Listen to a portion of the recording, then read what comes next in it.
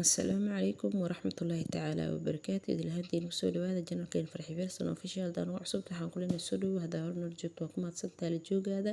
Maanta waxaa idin wada video kala qurux badan isla socod wanaagsan. Maanta waxaa sameysan doonaa jam markaa la sameynayo step walba waa idinkugu soo horqoray si aadan hadalkayga sheegada qofkii fahmi waa inuu qoraalka akhristaa doonaya si loo waayo qof soo aanan ka siinin sida jam loo sameeyo si loo waayo.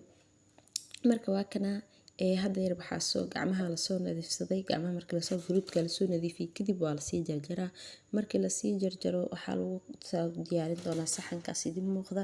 Saxankaas markaa ku soo wada shubnay kadib waxaa la aadayn doonaa bladderka markaa ku shiidaysid wax biyo kuma daraysid kaligiisa shiiday sababtoo ah strawberry-ga asaa leh biyo. Marka sidiisa ku shiiday markaa soo shiidid waa soo cabiran doontaa oo inta bakeeri uu ku noqdo isticmaali doontaa sokorta keeda ah.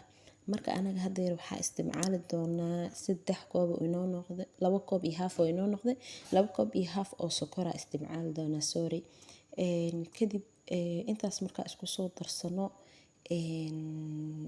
dabka la aadi doonaa waxaa isku soo darsanaynaa 2 koob iyo half oo sokor ah iyo 2 koob iyo half oo fruit strawberry-ga ah. Kadib waxaa geeni doonaa dabka markaa geeno waxaa ku dar maado la yiraahdo pectin aan ku dari doonaa taasoo adkeynaysa jamka kana qayb qaadanaysa inuu jamka adkaado. Then inta dabka noo saaran yahay waxaa kale inta ku darsan doonaa jeex liin ah iyadana waxay flavor noo siin doontaa dhadhan ahaan oo isticmaali doonaa. Kadib intaas markaa isku soo sameyno isku soo dabka u deeni doonaa dabkan waa u gaabin doonaa 40 daqiiqo ku dayni doonaa dabkan waa u daciifin doonaa waayo dabka xoog leh uma fiicno.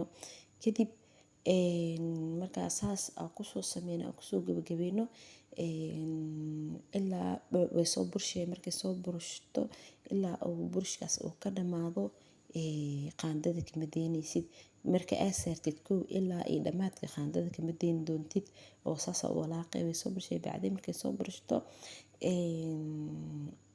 waa wadale ilaa ay sida malabka camal ay ku noqoto. Markay ku noqoto sida malabka camal waxaa sameyn doontaa inaa wax yar soo qaadid saxan ku shubee saxanka hadaa foorarisid uu xoogo dareerayo weli waxaa u dhiman laakiin hadduu dareeraynin waa ka dejin dabka waa ka diminay. Kadib wax yaraa meel dhigay oo qaboob meel daaqada ama faranjeer waxay noqotaa u isticmaal meel aad inay qabowdaa la rabaa kaas hadeer anay saas soo baxnay. Kadib waxaa soo hoos dhignay daaqada kadib markay noo soo dhamaatay intaas ay ku soo gabagabeynayna mahadsanidin.